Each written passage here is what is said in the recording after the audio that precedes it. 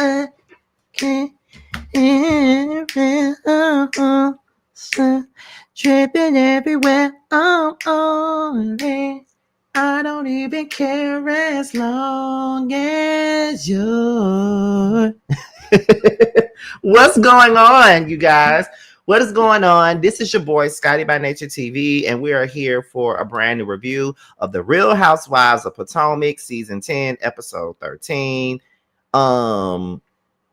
Episode 13. All right, what's going on, y'all? All right, so we're here in the building. Okay, now this episode of Potomac was it's pretty much setting up for the trip and everything like that. So, but it had a little bit of pockets of drama that was going on in this episode. So I am very, very ready to get into the things and everything like that. Okay, so it is what it is. So I'm happy about that. We got a little bit of stuff to talk about.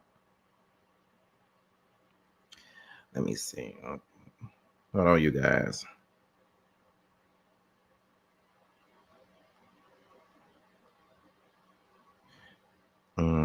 So I'm allowing you guys to come up in the building right now. Y'all know every live that we do, we try to get 100 people, 100 plus with every single live, or whatnot.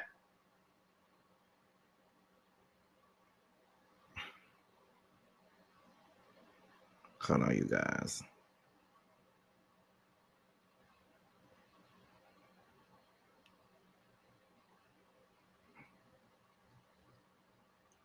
But yeah, y'all, what's going on? Now we got 48 people up in the building right now. We got 48 people up in here, but only 2 people are in the comments. I already told y'all we not playing them games this year. We're going to engage our asses off, honey. So if we got 48 people up in here, we need to have 48 folks commenting, baby. Okay. I see Miss Ann up in here. I see Angela up in here. I see I see now y'all coming in. Yes, engage, honey. Engage. It's 52 of y'all up in here. Let's engage. Let's talk about the show. We're in the new year. We're trying to engage more often. We want to have a little bit of fun up here. We want to talk about some real talk up here. We're talking about music on here. We're talking about all of that stuff. So like I said, we want to engage more this year. Okay, don't be a silent watcher. Leave your opinions in the comments. A bitch not gonna get mad. I'm not gonna take it to the point to where y'all ain't gonna want to comment, honey. I want everybody to say what they gotta say, constructive or not. Say it, long as it's not disrespectful to me, long as it's not disrespectful to anybody else in the comments. Let's talk about the show and have a good time. Let's not be silent watchers this year, honey. Let's talk. Okay, when we live, I like to talk. I like to put the comments on the screen. I like to do all of those things, and we're gonna do all of that this year. It's 2026. Let's get into it. And before we get into anything, I want to let you guys know that I am nominated for an award this year. I'm nominated for the Reality Starlight Awards. It's a new award show. It features a lot of us YouTubers, and it will be held in Houston. And I think they're going to film the show, if I'm not mistaken. But I forget which category I'm nominated in solo, but I know that I'm in the category with Bundy, Jamie, Alexander Rogers, and Kinga Reeds. It's all of us in the same category. And I think Ashley Miller is in that category with us. And then also the Whether You Like It or Not panel is also nominated for best, reality TV panel is nominated. Whether You Like It or Not panel, the Chasing panel is also nominated. And surprise, surprise, Roast the Review is also nominated for an award for the same category. So 3 of my panels are nominated in the same category. Okay. I could not be happier. I could not be more surprised. I am happy. Okay. And not only am I nominated and my panel is nominated for stuff for this particular award show, but Bando is nominated for an award. Tramel is nominated for an award. Carl is nominated for an award. JT is nominated for an award, and the Scene ATL is also nominated for Best New Web Series. So, and I think voting starts on January the 16th, and the awards happens on June the 6th. So a lot of us are being nominated for an awards this year. Like, this is a new award show. This is not the Boss Baby Awards. This is a whole nother show. So we're going to see how it goes. But I don't really expect to win anything. I don't, but if I do, y'all know that I'm going to be happy either way, especially being that 3 of my panels are nominated. Like, I I kind of expected it for the chasing panel and the whether you like it or not panel, but I'm very surprised by Roast and Review being nominated for anything. That's like a limited panel, so that's very surprising. So thank you guys. Thank you for everybody that recognized us and all the people that I love and the people that's around me, like Bando and Carl and Tremel and JT, everybody like that. Thank you guys. Okay. Now let's go ahead and get into the episode, you guys. Okay. It's 68 of you guys up in here. So that means that the people are coming in. And like I said, if it's 68 of y'all up in here, then it needs to be 68 of y'all talking in the comments. We need that engagement to go up. Hopefully this will bring T outside. T is also nominated for an award as well. He has a solo nomination. And let me just say this before we get started. I am so happy that T is being recognized for his work on YouTube. A lot of the times I feel like T is never in the conversation with the rest of us. And I definitely feel like he's very underrated as a YouTuber. And I think that he deserves his flowers. So I'm so happy that he is nominated. Although he's nominated with the rest of us for the Whether You Like It or Not panel, the Chasing panel, and Roast Review, I'm glad that he has a nomination of his own, and I really hope that he wins because I love T, and I need for him to win. Jeremy is also nominated for an award. He's nominated for a solo award too. So a lot of people that's around me, they're nominated for an award. So I really appreciate that, and I love that T is being recognized. I really do. So yeah, so shout out to my bestie T. Shout out to Really B, who also has a solo nomination. El Teddy also is nominated for solo. YB Speaks. A lot of my people are nominated for awards. So y'all are going to have y'all are gonna have a whole lot of people to look. It's gonna be hard categories. Like Jamie is nominated, like that's my girl. Bundy, that's my girl. You know, Alex, that's my boy. Like it's so many different people, and it's really nice. Ashley, it's so many people, and I'm loving the fact that we are all being recognized for the work that we put in. Because let me tell y'all something, I really, really love my YouTube channel. I put so much work into my YouTube channel, and I've worked very hard to get to where I am. Now I'm at 58K, and that is a doozy for me. I never even thought that I would get to 8K, let alone 58K. Never thought that never thought that my platform would be a 3-time award-winning platform. Never thought that it would be watched by people like Candy Burris and people like Carlos King. Never would have thought that, but it's happening. And it's a lot to come this year. It's a lot to come. I have an interview opportunity. Let me let you guys know this. I might just start this video off at the 10-minute mark. It's okay. But I also have an interview possibility. If you all know that I've been covering the Keisha Cole family drama for the last week, and you know that I expressed interest in interviewing Keisha Cole's brother. Guess what? I got an email earlier today, and he is interested in setting up an interview with me, honey. So Keisha Cole's brother should be coming to the Scotty by Nature platform very, very soon. I responded to him, and I let him know that I'm ready. And whenever I told him that I'm ready for it, and we're going to figure out a day for this interview. So I'm very excited about that. I cannot wait for you guys to see it. And we're going to have a great conversation. So be prepared for Mr. Elijah Ellis, aka Elijah Randolph, aka Keisha Cole's baby brother, will be on this platform, and we will be having a conversation about his family life and everything that he got going on. Y'all know that I love talking to people like this because I really relate to him on so many different levels, and we're going to have a great conversation. So that's a good way to kick off my new year. Okay. All right. So that's about it. That's all. Let's go ahead and get into the show. So we're going to open this thing up with Miss Tia, okay? Y'all know I love me some Tia, honey. Her and her sister, they go to their dad's old home. And I thought that was amazing. Let me tell you why I thought that was amazing, y'all. So I've always wanted to go to my old stomping grounds, right? Like my mother's old apartment that I grew up in. Like from age, what? When did my mama get that apartment? In 91. So I was like 2 to like 5 years old. And I vaguely remember that apartment. I vaguely remember how it was made and how it was built. And I remember it was apartment I-3. I remember. And I sometimes want to go and visit that old apartment, walk through the doors, look at the way it looks on the inside, just really wanting to see how it looks now. I've always wanted to do that. My mother recently moved out of the home that she was in when I moved away to Atlanta. And sometimes now that I'm gone and now they're gone, sometimes I think about that home and how I used to love it there. And now they're no longer there. So sometimes I want to walk through that old house and just revisit it one more time and things like that. So it's always amazing. And I thought that was a great thing that Tia was going in there. And I guess that it's not the same home that it used to be because it looks to be remodeled and things of that nature. And, she's just going through there looking, and she took a picture on a new picture on the steps with her and her children. And she has a picture of herself and her brothers and her siblings on the same step, but it's just a little different. And, she's passed by this house multiple times. She's taken pictures of it, and it's a memory of her father. And when they was going upstairs, there's like a thing, like a little passage, and it's dated on her father's birthday, which was a big coincidence. And it made her and her sister cry. And I was like, wow. That is crazy how life can be. And it's crazy how life can become. And I absolutely love this scene. And, Tia was saying that her father always wanted all of his kids to have a relationship. He always wanted them to get along. And for the most part, they would fight him on it because of the way that the sister came into their lives.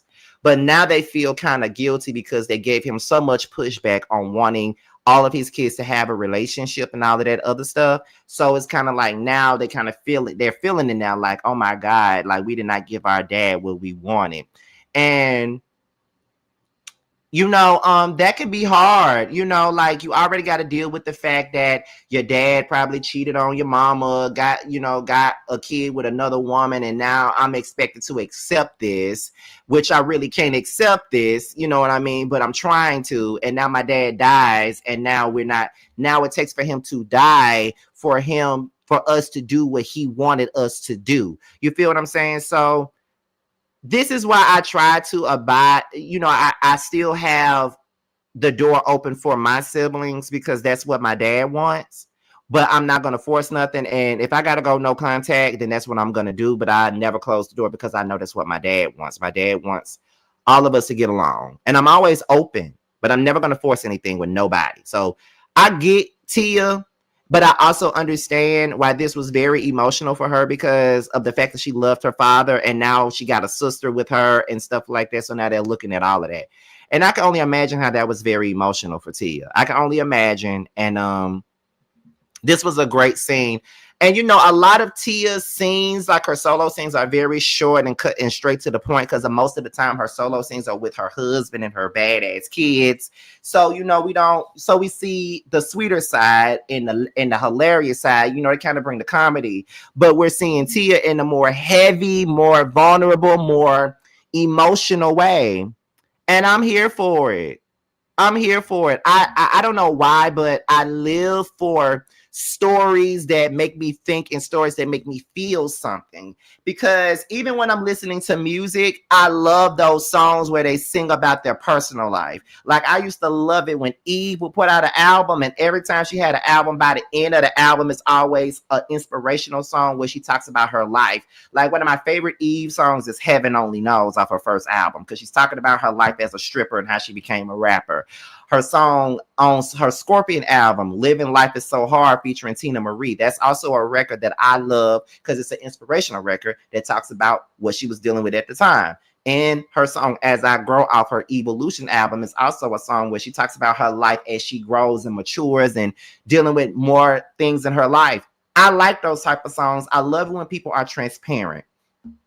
I like relatable moments like this because a lot of people are in that position that Tia is in where they got to pick up the pieces and deal with the fact that their parent is gone and they got a sister or a brother, sibling, whatever, that they don't really know and they're trying to get to know, but they didn't want to know them because of the mistakes that the father made. And this was very transparent and I loved it. I loved every single moment of it. So shout out to Tia for giving us that transparent moment. And it made me love Tia even more. I don't know about y'all, but out of everybody this season, Tia is probably my favorite. I know that everybody loves Stacey, but Tia is my favorite housewife. But I think that she's a little underrated. I don't think she gets her just due this season because all we do is talk about Stacey. All we do is talk about Kiana. All we do is talk about Wendy, and even Angel gets talked about a lot, but not in a good way. But I love Tia. But anyway, we got 104 people up in here. So I need for all 100 and some of y'all to be in these comments and engage, honey, okay? But anyhow, anyway, let's go ahead and get into the next scene. So this next scene is Giselle, Ashley, and Wendy. They're all dressed up and they looking like they're going to different damn places. I don't know. I just don't know where they're going, but it don't look like they're going to lunch. Wendy says that she's very delicate about speaking on the feelings that she got about her mama, and a lot of the time she's very cautious of who she talks about those feelings with. There's two things that I want to say with that. One, I understand why you want to protect that thing because you don't want to talk about certain feelings with every single body. You want to talk about it with certain people that you feel like you can trust. Hence why in the next episode of the scene, I chose Bando and DJ to talk about something very personal, very traumatic on the next episode. I chose them. You know what I mean? Because I felt more comfortable with them at that time and I wanted to talk to them about it. It made more sense. Let's see. But the second part of this is I get that Susan is your mama, but fuck being delicate. Fuck being delicate. Fuck being delicate about your feelings. Because guess what? She's not delicate when it comes to her feelings about you and what she thinks about you and what she thinks about anything dealing with you. She's not delicate with you. She tells you to shut the fuck up. She treats you like shit. Fuck being delicate. Let me tell y'all something. One thing I would never suggest is that you disrespect your mom, disrespect your parents. I would never suggest any of those things, okay? I would never suggest that you disrespect your mama, disrespect your parent, any of that. I would never suggest that. But what I will say is I will also never suggest that you dim what you feel and filter yourself for the sake of them feeling good about themselves when they're not giving you that same courtesy. Parents can be wrong too. Parents can be wrong too. And I don't give a fuck how nobody feels. I'm not in the business of holding back how I feel because somebody is my mama or because somebody is my daddy or because somebody is my grandparent. Time out for that. I'm 36. So if I feel a way about anything, if I feel like you're making me feel some type of way, if I feel like you're disrespecting me, if I feel like you're dismissive to me and my feelings, I'm going to let you know. I'm going to let you know. I don't give a fuck. I'm going to let you know. Everything that I'm saying is not, because I remember I was on Storm Monroe and I was talking about this stuff. I think we were talking about the Braxtons or something like that. And I was saying how I don't have a relationship with my grandparents because I speak my truth. And you should have seen the people in the comments making it sound like I was disrespectful to her. One thing about it, two things for certain. I've never cursed that lady. I've never snapped at that lady. And I never called that lady out of her name to her face. I've always gave her the utmost respect in her presence. But furthermore, if I feel any kind of way about anything, she's going to know that. And if that makes me disrespectful, then bitch, I'm going to be a disrespectful motherfucker. Gone are the days where I'm going to delicate my feelings so you can feel good about yourself. Fuck Susan, that bleached ass mug, and every damn thing else. Because the way she disrespected Wendy and the way that she treated Wendy in her own house, fuck that. I want to be delicate about shit. And that is the reason why Susan treats Wendy the way that she does, because she know that she can. Wendy, stand up for yourself. That's all I got to say. Because one thing about it, and two things for certain. Me and my mom have the best relationship. I don't disrespect my mama. I don't curse my mama out. But I let her know exactly how I feel when I feel some type of way about something. I just told her how I felt just 2 weeks ago. She pissed me off so bad.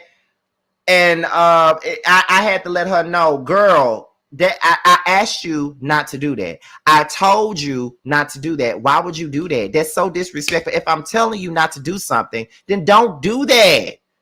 Because if you tell me not to do something and I still do it, you're going to give me the blues. So take your own advice. Don't do that. Like, no, I'm just not in agreement to that. I just don't like seeing certain parents like use the fact that they're a parent as a way to manipulate certain situations. And I feel like that's what Susan does. Susan is disrespectful as fuck. Giselle and Ashley say that they are feeling duped by Angel. Then y'all listen, fuck how y'all feel about Angel, because y'all two motherfuckers are the main ones that's been coming for that girl. And the fact that Angel ain't been giving y'all the goddamn energy that she needs to give y'all is appalling, because y'all are the two motherfuckers that she need to be going the fuck off on. Y'all are the two motherfuckers that she need to be clipping. Fuck her clipping Wendy, because she don't need to be clipping Wendy anyway. That's one thing about it. She don't need to be clipping Wendy about a motherfucking thing anyway. You two motherfuckers are the ones that need to be clipped. Talking about, I'm duped by Angel. I don't understand how any of you motherfuckers could feel like that girl needs to be nice to you and feel like she needs to show y'all a little bit of grace and anything like that, when all y'all bitches do is sit up and call her a catfish all day, every day. All you bitches do is disrespect her to her face all day, every day, and her dumb ass take it. Which is stupid as fuck, because she shouldn't be taking this shit from y'all anyway, because both of y'all are the most tackiest and laziest and stupidest and no storyline having motherfuckers on this show. So therefore, she shouldn't be taking a motherfucking thing off of y'all, but that's her dumb ass doing it. But the energy that she's giving everybody else, that energy needs to be given to you two motherfuckers. And the fact that y'all feel like y'all are being duped by her is fucking crazy. And the fact that Wendy's even sitting over here at this table with y'all really pisses me off. But anyway, you know, you can't say nothing about Wendy. They talk about the Colorado trip and how she's hosting this Colorado trip. And Giselle says that she doesn't want a Debbie Downer. And then she was like, it's just crazy to me how she's always saying that she wants to like us. She wants to get to know us. She wants to be friends with us. And Wendy said, well, she really don't want to be friends with me. That's kind of true. And then Wendy says, well, I'm excited to go because I know that it's going to be a shit show. And I'm just like, yeah, y'all are mean ass bitches. I'm sorry. And I know Wendy is our favorite, but her hanging out with Giselle and Ashley and joining in on this mean girl bullshit is annoying. But in the same breath, Angel kind of brought that shit on herself by, you know, joining in on everybody jumping on Stacey at the very beginning and her giving Wendy unwarranted energy. So this is kind of her fault, but I'm still not here for Giselle, Ashley, and Wendy being the mean girls. I just can't stand this shit. It's so whack. I don't like it. We get into Angel. She's on the phone. She talks to her friend about the girls coming to Colorado. And she was saying that the girls been talking about she got evicted from her home and all of this other shit. And she's here to take them to Colorado to prove herself. The fact that Angel feels like that she got to prove herself to any of these motherfuckers is really baffling to me. Because, girl, you're a grown-ass woman. You got a fine-ass husband. You got kids. You don't have nothing to prove to none of these motherfuckers, to be quite honest. But the thing is, Angel, this energy that you brought on this episode was very warranted. I will say that it was a warranted situation. Everybody that you gave the energy to on this episode, they deserved all the motherfucking energy. But you should have been giving that energy at the very beginning. Instead of not speaking up for yourself, you should have spoken for yourself from the very beginning. Because if you did, people would have more empathy for you now. But see, the thing is, I never really just hated Angel like that. I'm not one of the people that is screaming for her to get kicked off the show. I'm not. I know other people might be, but I ain't. But I just feel as though, you know, I just feel like she should have gave that energy from the very beginning. This is the Angel that everybody wanted from the beginning, and you didn't give that to us. But in the same breath, I'm definitely glad that you're actually bringing that energy, because these are the motherfuckers that deserve the energy. They deserve the energy. You need to give it to them. You feel what I'm saying? That's who you need to give it to. But let's continue on. Ashley. She's having a 6 to 60 party. Dean is turning 6. Her uncle. What her uncle name? Her uncle. I don't know what the fuck her uncle name is. But her uncle Celery is turning 60. I don't care. I mean, I just don't care. I think it's time for Ashley to go. I think I say this with every review that I do. I think it's time for Ashley to go. And if y'all are so hell bent on keeping Ashley around, she just needs to be a friend. She just need to pop up like Charisse. She need to go. There's nothing interesting about Ashley at this point. There's nothing interesting. Nothing. There's nothing interesting about Ashley or her family. I don't care about her Mrs. Puff looking ass mama. I don't care about her daddy. Well, stepdaddy. I don't care if she look good or not. I don't care. I don't care. Don't nobody want you. Don't nobody need you. I don't care. Y'all can let Ashley go. While y'all sitting up here screaming about Angel and how the fuck she needs to go, that is a motherfucker that needs to go. And I'm talking about Ashley. She needs to go. She should have been gone a long time ago. Once Michael divorced her ass, that's her interest on this show. The interesting part about her was gone. Michael was your storyline. And now he's gone. Remember when Cynthia said that to Phaedra? Apollo was your storyline. And now he's gone. Okay? And that's just the truth. That's just the truth. She ain't got no sparring partner. If she had Candace to argue with, okay, she could stay. But she ain't even got no sparring partner. She ain't got nothing. She ain't got shit. So she needs to get the fuck. Because I'm tired of seeing the face. Like, her scenes bore me to sleep. And by me having to skip her scenes, it makes my reviews very short. And especially when I'm doing a live, I be trying to give y'all reviews that's like between 40 minutes to an hour, honestly. So it'd be like I be feeling like I be feeling defeated sometimes because I'm not giving y'all my all, but Ashley don't give shit.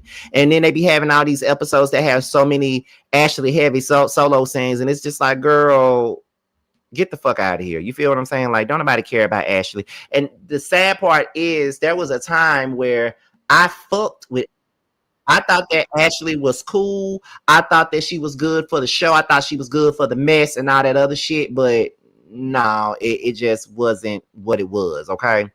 But anyway, anyhow, let's get into Monique. Monique is getting ready to release her book. She got a memoir about her life that's coming out. Now, love Monique down. But I don't think she's that interested enough to have a memoir about her life. I'm not interested in reading about her life unless she talk about fucking that trainer. That's the only time I want to see something about her life, unless she gives us the sex scenes and tell us how good he was putting it on her if she really was fucking the trainer. But otherwise, I don't want to hear nothing about her life, child. You know, I listen to it on the iPod. Anyway, the girls all arrive. She gives everybody a binder, and everybody writes in the binder what they think about the person, right? So I'm only going to bring up certain people. Wendy said that Kay is fake. You know, Wendy says that before they all began to hang out with each other again, her and Kiana was fine. But when they got back into the group, Kiana turned on her and found an imaginary issue with her. So that's why she thinks that Kay is fake. So personally, I don't think that Kay is fake. And I'm probably the only one that isn't on the Kiana hate train. I'm the only one that's not. I'm the only one that actually likes Kiana, and I'm the only one that thinks that she's doing what she needs to do on the show, and I'm probably the only one that wants her to stay next season. Sorry, not sorry. I don't think that she's fake. I think that she doesn't communicate well. Her issues, the issues that she stated that she had with Wendy were very valid. They were valid issues. The issues meant something. I totally understood everything that she said, but the way that her delivery just wasn't landing. And I felt like if her delivery landed a little bit more, we would have got a better understanding for her. But being that her delivery wasn't landing at all, it just came across like she was looking for a moment. It came across like she's just doing something for a storyline, and you know, she ain't got no real problem. She doing this for the show. That's how it comes across. But I really don't think that that's what it is. I really think that she had a real issue with Wendy, and the issue was a valid issue to me. Okay. So Ashley goes off on, Angel goes off on Ashley, and it was well warranted. This catfishing shit needs to cease. I don't care how anybody feels about Angel at this moment. I'm sick of hearing about this catfish. I'm sick of y'all talking about this catfish. Okay, the picture didn't look like her. So the fuck what? The picture didn't look like Angel. We all agree. It was face tuning at its finest. We get it. The picture did not look like Angel. Angel put a little bit of dipping sauce on that picture. We get it, and I definitely understand it. I definitely understand it. But at the end of the day, it's dumb as fuck, and it's childish, and it's high school, and it's immature. I don't want to hear nothing else about no motherfucking catfish. Angel, you went off on Angel, and you needed to. You went up on Ashley and you needed to. Fuck Ashley. I'm sick of Ashley and her bullshit. I'm honestly and truly sick of Angel and her bullshit. It's quite unbecoming, and I'm tired of it. Like, girl, get over it. And she says that you might need to, why are you coming to my house then if you think that I'm a catfish and you think I'm this and you think I'm that? You might want to rethink your decision. So here comes tacky ass Giselle. And she gonna say, well, to be honest, if Ashley is my bestie, and if she's not coming, and I'm not coming either. And if I was Angel, I would have said, well, bitch, don't come. I don't want you here either, because you are the main culprit of this whole catfishing thing. So fuck you. I don't want you to come either. So fuck both of them. I would have told them both to stay their asses in Bethesda and fucking Arlington. Y'all both can stay where the fuck y'all at, okay? Y'all ain't gotta come to Colorado. Fuck both of you hoes. I don't want y'all there. That's how I would have felt if I was Angel. Like, fuck them, okay? Angel explains why she was late to Tia, Kiana, and Monique, basically saying that her husband didn't even want to come, and she tried to make him come to support her. That's why his attitude was what it was. And I don't blame him for not wanting to come. Why would I want to come on this trip? Why would I want to come to an event with a bunch of motherfuckers that don't like my wife? I don't want to come. And the only reason why she coming there is because she gets paid to be around a bunch of them that don't like her. So that's the only reason why I'm coming. Then she addresses the eviction thing. She's tired of everybody talking about it. And then here go Wendy. Wendy pissed me off with this. She gonna say that it's not worth being offended in this group and all this other shit. And I'm like, Wendy, girl, shut the fuck up. Because when you were offended, you spoke on how you were offended. And guess what? We sympathize and empathize with your ass when you were offended by something, Wendy. Shut the fuck up. Like, girl, you get cool with Giselle and Ashley and you want to act like you a master in how to handle this group. When you get offended, you let the world know you fucking offended. Shut the fuck up, Wendy. When I tell y'all, she irked me with that. And I'm like, girl, you are one to talk. You are a motherfucker to talk. Get the fuck out of my face. Get out of my face. For real. Get out of my face. You are one to talk. You are really one to talk. And girl, bye. Fuck you. Anyway,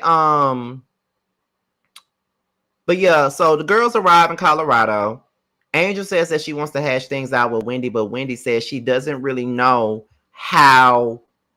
She doesn't know why Angel is trying to give her tender love and all of this other stuff. But it's too late now. And she starts laughing at her confession. I'm just rolling my eyes. Monique mentions that Angel's husband didn't want to come, and that's why she was late. I forget who she was telling that to. Then Kiana defends Angel to Giselle. And then they get to the place and they find out that they're not staying in Angel's house. And they're all befuddled and confused as to why they're not staying in Angel's house and why Angel got them an hour away from her house. And then they want to know why Kay and Tia are the only ones that's going to her house. Well, it makes sense as to why Kay and Tia are the only two that's going to her house, because those are the two that she's the closest to, and them are the two that she gets along with the best. That's why Kay and Tia are the only ones going to her house. And the fact that Ashley and Giselle are mad because they got to share a room and shit like that, and they expect some special treatment after y'all were the main ones talking shit about her. Yes, she was throwing shade when she threw you motherfuckers in the same room. If you want to be honest, I would have put you bitches in the same room too. Fuck all that. I would have put y'all in the same room as well, okay? Because y'all want to be together so bad. Giselle set her ass there and said, okay. Giselle set her ass there and she was like, well, if she's not coming, then I'm not coming. Okay, so guess what? Since you're here, both of y'all can share a room. So, girl, fuck y'all. I don't understand why y'all think that y'all can pick on a motherfucker, haze a motherfucker all season and think that you're not going to get back what you put out there. Get the fuck out of here. Like, shut the fuck up. Number 2, I'm tired of Giselle and this forced ass shade that she gives Stacey. You're forcing it now. You're forcing it.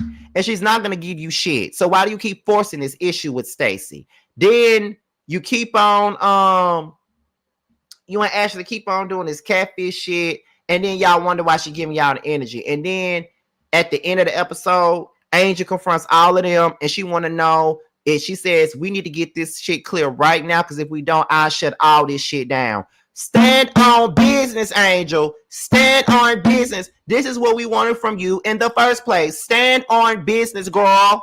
Stand on business. Stand on it. Stand on it. Angel gave me everything I needed those last few minutes of this episode. Angel fed my soul, as Christia said in the comments. These last few minutes of this episode, she gave me the energy that I needed her to give all goddamn season. Let these hoes know that you are not the one to be played with. Let them know. I love somebody that give them motherfuckers the business. And while we're at it, this reunion is coming up. Baby, give them the business at this reunion. Give them the business. That's really all I need from Stacey. What I need from Stacey is what I need from Angel is the business. Give them the business. Give them the business. That's all I'm asking, because they've been asking for it. They've been looking for it. And I need for you guys to give it. I need for you to give it to them. I need for you to give it to them. I need for you to give it to them. That's all I'm asking you for. That's all I'm asking. That is all I'm asking, honey. And the episode was to be continued. So that was pretty much the gist of tonight's episode. It didn't give a lot, but it gave enough. Okay, we almost got the 40 minutes, so it gave enough. Now, before we get up out of here, you know I got a couple of things to remind you guys about. Now, the Whether You Like It or Not panel returns, and it's definitely going to be on Josiah's platform for the first time in a long time. Josiah will be hosting the panel on tomorrow night at the same time, so be on the lookout for that. Okay, be on the lookout for it, honey. All right. All of us except T will not be there because he's still sick. He will not be on the panel, but most of us, for the most part, from what I know, will be on the panel. So we will all be on the panel on tomorrow. Everybody except T. He's still sick. You know, I've talked to him. Me and Josiah have been talking to him for the last hour, and he was just informing us on everything that's going on with him. But T is still sick, so he won't be able to do the panel tomorrow. But we will be over on JoJo's page tomorrow night.